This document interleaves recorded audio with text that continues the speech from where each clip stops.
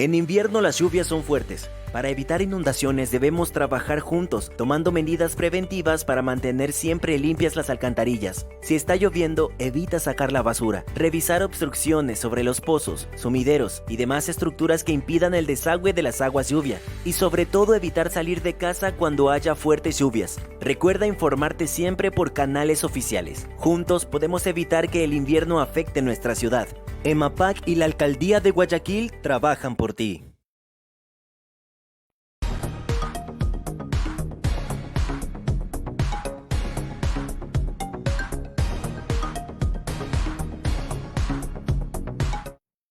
Hola, hola, muy buenos días. Les saluda Kelly Alvear desde la Unión Nacional de Periodistas Núcleo del Guayas. Aquí en su informativo nacional estamos 23 de julio de 2021 y bueno, son exactamente las 9:35 de la mañana, como siempre, al pie del cañón de lunes a viernes, entregándoles lo más reciente en información a nivel local, nacional e internacional. Si están viendo esta transmisión totalmente en vivo, no se olviden de compartir, de darle like y bueno, de seguir aquí con nosotros para escuchar todas las noticias que les tengo preparadas para el día de hoy. También síganos en todas nuestras redes sociales que van a estar saliendo en la parte de abajo de esta transmisión. Estamos como UNP Guayas _ en Twitter e Instagram, también en la www.unpdelguayas.com. También pueden escribirnos a nuestro correo electrónico, estamos como www.unpdelguayas.com. Suscríbanse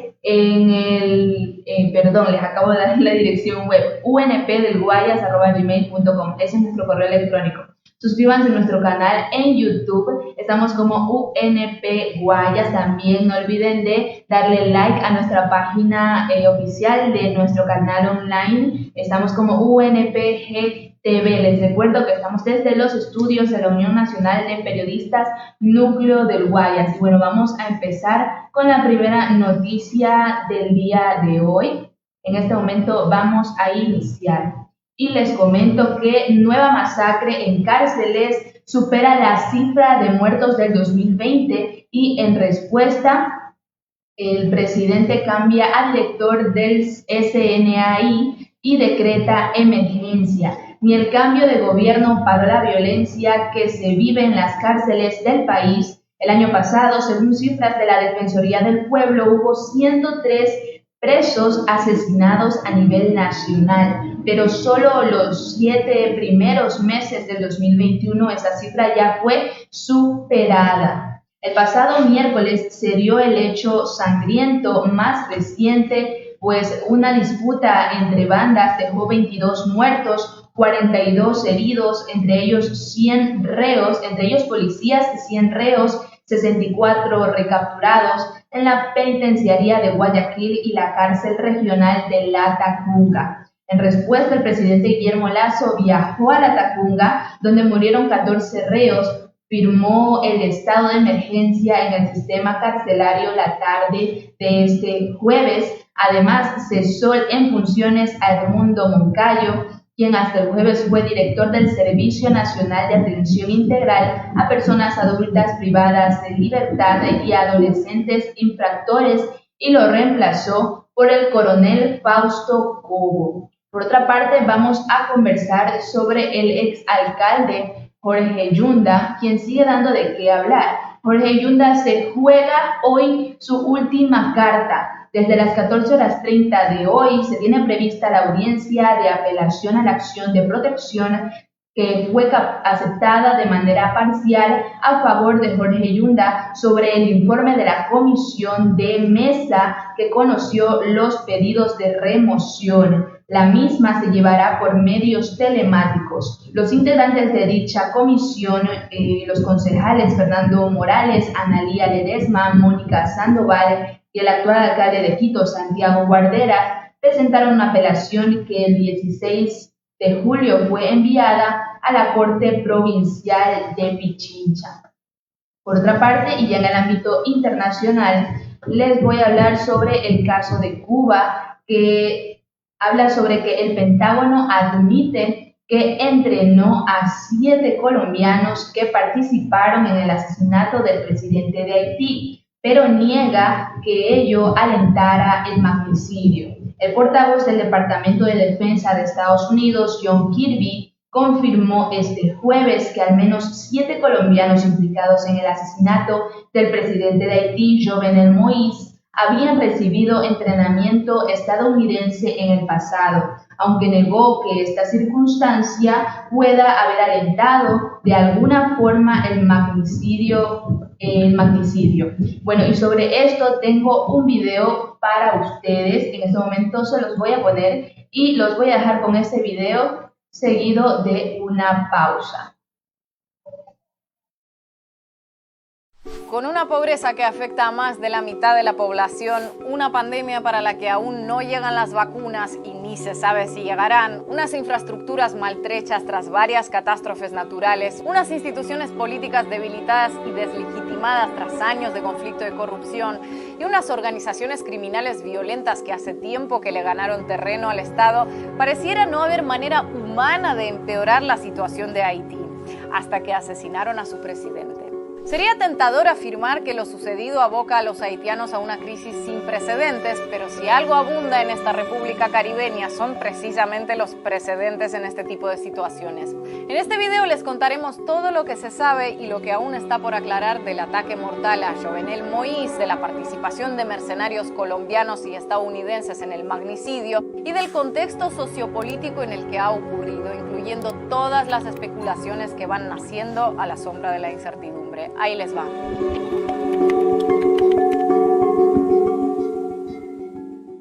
El pasado 7 de julio, una treintena de hombres armados accedieron al interior de la residencia del presidente haitiano y le acribillaron con 12 disparos desde 2 armas diferentes. Su mujer también resultó herida en el ataque, pero tras pasar por el hospital parece estar recuperándose favorablemente. Tras un fuerte despliegue policial y ciudadano, la mayoría de los asaltantes fueron detenidos, aunque algunos, eso sí, lograron fugarse, y a partir de ahí nos empezamos a enterar de detalles bien interesantes. Primero, que el comando de matones estaba integrado por 26 mercenarios colombianos y otros 2 de origen estadounidense. Segundo, que según ellos no iban con intención de asesinarlo, sino para obtener de él una carta de renuncia. Para forzarlo a firmar, le habrían sometido incluso a torturas y hasta le habrían partido un brazo y un pie, pero ante la férrea negativa del presidente, habrían terminado matándolo. Según pasaban las horas, seguían saliendo a la luz informaciones que no es que ayudasen demasiado a confirmar la versión de que lo querían capturar vivo. Por ejemplo, se informó que el Servicio de Seguridad del presidente al parecer no efectuó ningún disparo como respuesta a la invasión, lo que alentó las sospechas de una colaboración previamente pactada. Es más, se inició una investigación contra el jefe de ese Servicio de Seguridad porque en los días previos al asesinato coincidentemente realizó algunos viajes a Colombia. De los mercenarios colombianos apresados en Haití también han trascendido algunos datos curiosos que merecen que nos detengamos a comentar. Uno de ellos se llama Manuel Alberto Grosso Guarín y resulta que es ni más ni menos que el primo carnal de Rafael Guarín, consejero del presidente Iván Duque para asuntos de seguridad nacional. Por supuesto que el primo funcionario se apresuró a declarar en un comunicado que no conoce al detenido y que no lo ha visto en toda su vida, a pesar de que se trata del hijo de uno de los hermanos de su padre. Otro de los colombianos capturados se llama Francisco Eladio Uribe y está procesado por las autoridades militares de su país como autor de una presunta ejecución extrajudicial en 2008 en el marco de la práctica de los famosos falsos positivos, al que ya le hemos dedicado varios videos en este canal. Con semejante equipo, uno se pregunta ¿para qué necesitaban además a 2 estadounidenses de origen haitiano ahí?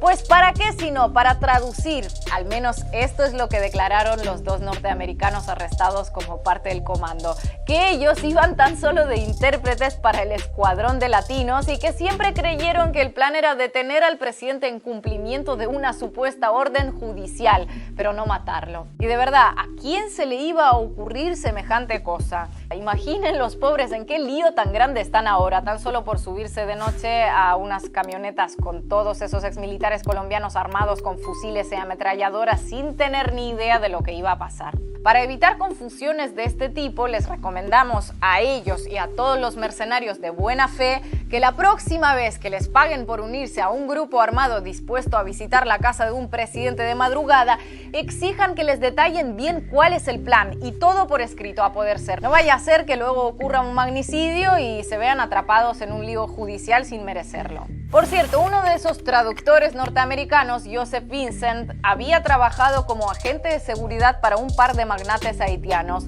Y este no es un detalle menor. A uno de esos poderosos empresarios se le conoce por su vinculación con 2 golpes de Estado en Haití y el otro fue señalado directamente por Moïse hace meses como parte de un grupo de oligarcas que querría matarle. Para ser justos con los oligarcas, lo cierto es que no parecen haber sido los únicos deseosos de derrocar a Moïse. No sabemos si tanto como para enviar a su casa un escuadrón de exmilitares armados con traductores, pero entre las violentas pandillas que declararon la guerra a las élites tradicionales, los senadores que habían amenazado sus escaños por la inminente reforma constitucional que preveía eliminar el Senado y la oposición que llevaba años acusándole a Moïse de comportarse como un dictador, no puede decirse que le faltaran detractores, ni adversarios, ni enemigos. Y no sabemos si la palabra popularidad sirve para hablar de alguien que ganó con 600.000 votos en un país de 11 millones de habitantes, pero el caso es que desde 2018 la ya cortita popularidad de la que en algún momento gozó Moïse se fue desgastando al mismo ritmo que crecían los recelos contra él. Las acusaciones de corrupción y las sospechas de que recurría al crimen organizado para amedrentar o eliminar a sus adversarios fueron generando un importante rechazo a su figura, que estalló en una larga y violenta serie de protestas masivas a lo largo de 2019. A Moïse, además, no se le ocurrió mejor estrategia que reprimirlas violentamente ante el mutismo cómplice de la gran mayoría de voceros políticos y mediáticos, tanto regionales como internacionales. Y por si todo ello no fuera suficiente, poco después disolvió el Parlamento y comenzó a gobernar de ahí en adelante a golpe de decretos, cosa que desde luego tampoco contribuyó a mejorar su imagen pública y terminaría dando la razón a quienes le criticaban por su autoritarismo. La muerte de Moïse deja en cualquier caso un nuevo vacío de poder en un país que ya empezaba a ser ingobernable. Y la principal dificultad no será ahora la de encontrar a alguien que pudiera tener motivos para querer liquidarlo, sino un poco todo lo contrario, dirimir cuál o cuáles de entre sus numerosos enemigos declarados lo hizo finalmente. Pero más allá de quien lo haya organizado o financiado, este magnicidio deja al descubierto al menos 2 realidades alarmantes. La primera es que la contratación privada de comandos mercenarios para atacar a gobiernos es una tendencia regional que empieza a estar profundamente implantada. Si les parece que exageramos, échenle un vistazo a otro de nuestros videos donde hablamos con lujo de detalles sobre algunas operaciones que tienen similitudes preocupantes con lo ocurrido en Haití. Y 2, si tenemos en cuenta que varias operaciones paramilitares en Afganistán, Irak, Emiratos Árabes Unidos o Yemen se llevaron a cabo también con sicarios colombianos, se revela que en el lucrativo mercado de alquiler de mercenarios que parece estar abriéndose paso en América Latina, Colombia está en posición de ser uno de los principales proveedores de efectivos y Estados Unidos el principal operador de negocios a través de sus numerosas y eufemísticas empresas de seguridad. La operación Gedeón, con la que se intentó derrocar a Nicolás Maduro el año pasado, o el reciente intento de golpe de Estado en Bolivia por parte de su ex ministro de Defensa, constituyen 2 ejemplos fallidos de este modus operandi o de este modelo de negocio. El caso de Haití, en cambio, constituye un macabro éxito de esta peligrosa y violenta manera de asalto al poder que se perfila en pleno siglo XXI como una de las más serias amenazas a las democracias más vulnerables de América Latina.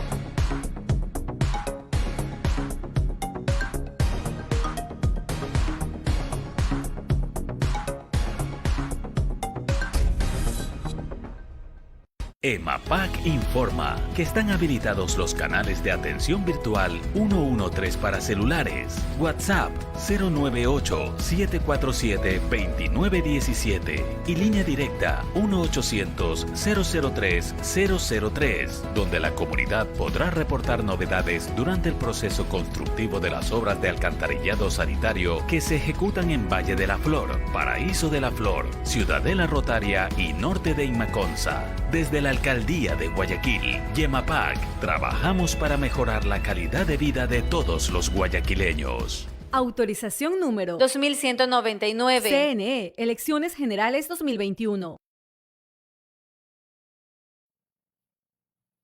Y bien, ya estamos de vuelta aquí en su informativo nacional para continuar con el desarrollo de la información del día de hoy. Pero antes de que te despegues de esta transmisión totalmente en vivo, te recuerdo que compartas y que le des like para continuar con la información. Y ahora seguimos con esta noticia que están viendo aquí. Claro que sí, como siempre, Don Nasa sigue dando de qué hablar y les comento que él pide requisitos, entre esos tener una cuenta en el banco privado para empezar la devolución de fondos a ciudadanos que aportaron en Big Money. En una serie de requisitos se pide ahora a los contribuyentes de la supuesta empresa Big Money que operaba en Quevedo para cumplir con la devolución de su capital entregado. Luego de que se anunciara la finalización de operaciones de esa organización que captaba dinero fuera del sistema financiero. Pagaba el 90% de interés en una semana. Así, si un cliente depositaba $1,000, recibía $1,900 en 8 días después. Para cumplir ese fin, en redes sociales, Miguel Ángel Nazareno, líder de la organización, conocido como Don NASA, informó que se habilitó una plataforma web para que los contribuyentes suban información requerida de aquellos aportes cuyo monto máximo sea de $1,000 hasta el 23 de este mes y sucesivamente con el resto de ciudadanos. Además, se pide a los usuarios que publiquen en redes sociales la constancia del retorno de su capital invertido para demostrar el cumplimiento de la devolución de los fondos utilizando la etiqueta #DonNasaCumplió. Interesante, pero la verdad es que hay que ser muy ingenuo para pensar que eso podría ser dinero lícito. Pero bueno, cambiando de tema, les comento que entre 31 y 37 horas de trabajo trabaja el ecuatoriano en la semana. La disminución sería por reducción de jornada y tipo de trabajo, dicen expertos. Que algunos ciudadanos tengan un contrato formal, pero registren una reducción en su jornada del 30% o 50%, o quienes fueron contratados por productividad y no ligados al cumplimiento de un horario de oficina, son para expertos algunas razones para que el promedio de horas laborales en el país sea menor a las 40 horas. Según la encuesta nacional de empleo, desempleo y subempleo en EMDU, elaborada por el Instituto Nacional de Estadística y Censos, INEC, correspondiente al mes de junio, el promedio de horas laborales en hombres a la semana es de 37 horas, mientras que para las mujeres es de 31 horas. Y con esto los ingresos también son bajos. Para los hombres hay un promedio de $304 y para las mujeres $265. Por otra parte, también les comento en el ámbito internacional y nos trasladamos a Cuba. El canciller de Cuba responde al gobierno de Biden sobre las protestas en la isla, las remesas y la verdadera razón de la caída de Internet. El ministro de Relaciones Exteriores de Cuba, Bruno Rodríguez, ofreció este jueves una conferencia de prensa para referirse a las recientes sanciones impuestas por el gobierno de Joe Biden contra altos funcionarios de la isla. Y sobre este tema les tengo un video que les voy a poner en este momento, seguido de una pequeña pausa. No se despeguen porque luego de ver el video y de la pausa continuamos con algo más aquí en este bloque de información en su informativo nacional. La comunidad internacional se une en su compromiso para expresar el respaldo a Cuba y rechazar el bloqueo impuesto por Estados Unidos, que durante varias décadas sigue deteriorando el bienestar del país. Más de 400 políticos, artistas, activistas y otras personalidades exigieron al gobierno de Joe Biden que levante las sanciones contra La Habana. En una misiva abierta arremetieron contra las políticas comerciales que dañan a Cuba, que alteran el proceso de recuperación económica y sanitaria en el país en pleno contexto de pandemia. Entre los firmantes están el famoso filósofo Noam Chomsky, el expresidente brasileño Luis Inácio Lula da Silva, actores como Jane Fonda y Mark Ruffalo. Con el mismo llamado a Biden que de dejar vivir a Cuba, se iluminó un edificio en la Plaza de Union Square de Nueva York, cuyos residentes expresaron su apoyo al país caribeño en una concentración. También Estados Unidos, el movimiento de solidaridad con Cuba, donó a la isla 6 millones de jeringuillas de vacunación. Por su parte, México anunció el envío de 2 barcos con medicamentos e insumos médicos, mientras el canciller Bruno Rodríguez alertó sobre supuestas provocaciones que prepara Estados Unidos, que pretendería enviar una flotilla desde Miami a la zona contigua a la isla. Todos estos pronunciamientos llegan tras las nuevas sanciones de Washington a funcionarios cubanos por presuntos abusos contra activistas tras las manifestaciones del 11 de julio, que La Habana tachó de calumniosas. Oliver Zamora Oria nos trae más información. El canciller cubano Bruno Rodríguez Parrilla reaccionó a nombre del gobierno cubano a las más recientes sanciones dadas a conocer por la Casa Blanca contra la isla, sanciones que según se han anunciado son las primeras de una serie de medidas. En esta ocasión las sanciones recayeron sobre el general de Cuerpo de Ejército Álvaro López Miera, quien es ministro de las Fuerzas Armadas, ministro de Defensa de la isla, y también sobre la Brigada de Tropas Especiales del Ministerio del Interior, una especie de cuerpo de élite que actúa durante manifestaciones violentas y disturbios. Primeramente lo hizo el canciller cubano a través de su cuenta en Twitter con un mensaje que calificaba en términos muy duros esta medida, y posteriormente a través de una conferencia de prensa en la cual abordó varios aspectos de la situación actual entre ambos países. Primero dijo que era una medida que no tenía efectos prácticos e ironizó porque el ministro de Defensa cubano ni tiene cuentas en Estados Unidos ni tiene intenciones de visitar ese país. También dijo que Estados Unidos tiene un expediente muy cuestionable en cuanto a abusos y violaciones de los derechos humanos, que no tiene autoridad moral para calificar y condenar a Cuba. Habló también sobre la situación de los detenidos. Ha dicho que la mayoría de los detenidos en las pasadas manifestaciones y disturbios han sido liberados, han sido puestos en libertad, se les ha aplicado multas o están pendientes a proceso, pero dijo y aseguró que todos los procesos han sido apegados a la ley cubana.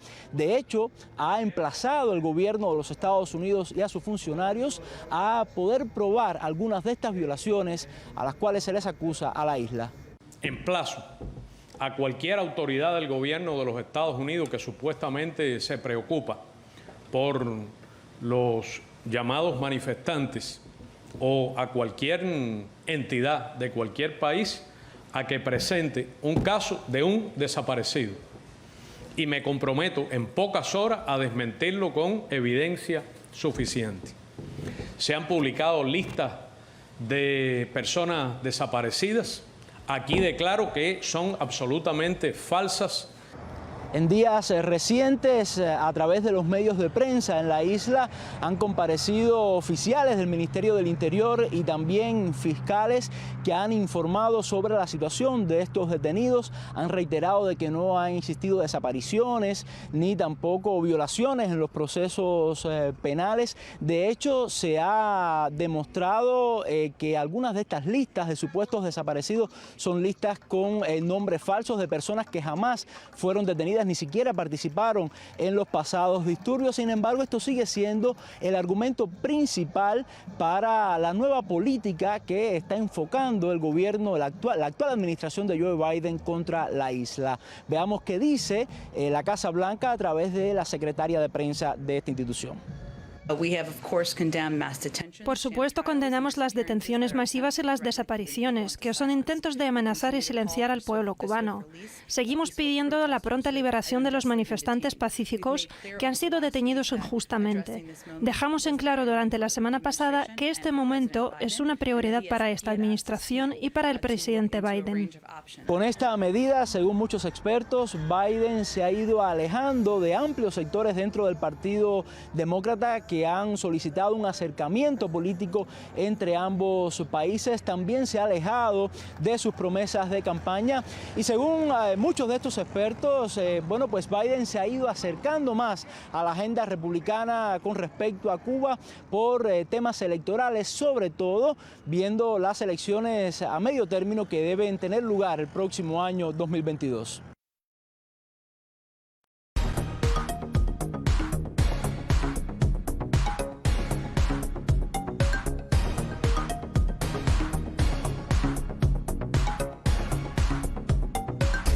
EMAPAC informa que están habilitados los canales de atención virtual 113 para celulares, WhatsApp 098-747-2917 y línea directa 1-800-003-003, donde la comunidad podrá reportar novedades durante el proceso constructivo de las obras de alcantarillado sanitario que se ejecutan en Valle de la Flor, Paraíso de la Flor, Ciudadela Rotaria y norte de Imaconza. Desde la Alcaldía de Guayaquil y EMAPAC, trabajamos para mejorar la calidad de vida de todos los guayaquileños. Autorización número 2199. CNE, Elecciones Generales 2021.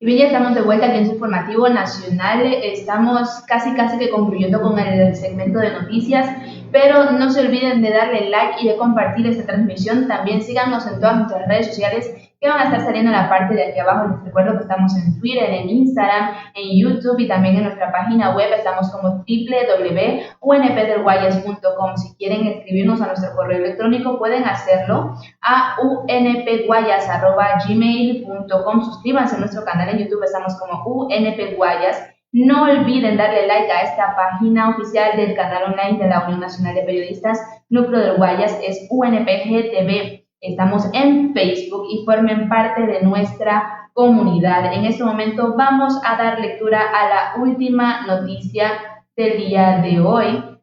Como siempre, seguimos con el problema del incremento en las planillas de luz. Y bueno, vamos a ver cómo se resuelve. Yo les leo hasta mientras esto que dice que $12 millones se están devolviendo a clientes ante reclamos por cobros excesivos. Vázquez Rafael, gerente de CENEL, eso es lo que dice. Rafael Vázquez se posesionó como gerente de la Corporación Nacional de Electricidad, CENEL, en junio de 2021. Su designación ocurrió luego de una ola de reclamos ciudadanos por varios valores altos que registraron planillas del servicio eléctrico en Guayaquil en todo el país en abril y mayo sobre todo. El funcionario explica la forma en que se está compensando a los miles de usuarios a través de notas de crédito para quienes cancelaron los valores facturados por la corporación.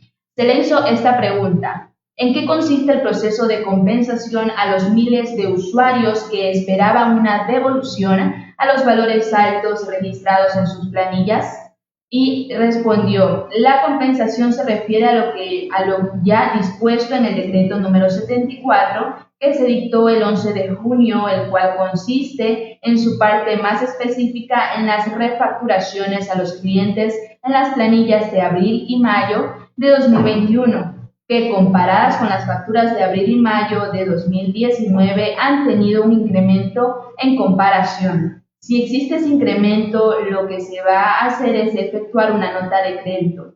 Lo que mencioné es netamente para los clientes residenciales que hayan consumido hasta 500 kilovatios. A los clientes residenciales que consumieron en abril y mayo de 2021 más allá de 500 kilovatios, se les va a aplicar una tarifa plana, una tarifa constante, ya no la exponencial en esas dos emisiones. Bueno, eso es lo que dijo Rafael Vázquez, gerente de CENEL. Y con esta noticia estamos terminando el informativo nacional. Creo que el día de hoy no va a estar con nosotros el licenciado César Prieto, pero bueno, le mandamos saludos y que venga la próxima semana. Ya lo saben, estamos de lunes a viernes desde las 9:30 de la mañana hasta las 10:30 para entregarles lo más reciente en información. Yo soy Kelly Alvear y les saludo desde la Unión Nacional de Periodistas Núcleo del Guayas. Nos vemos el día lunes y les deseo que tengan una linda tarde.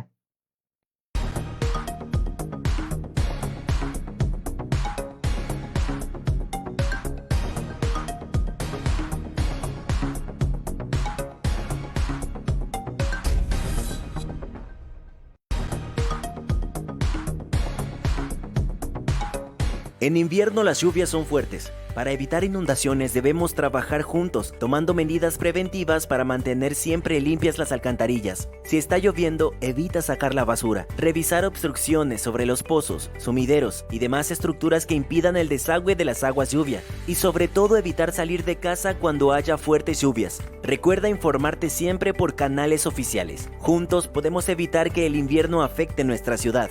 EMAPAC y la Alcaldía de Guayaquil trabajan por ti.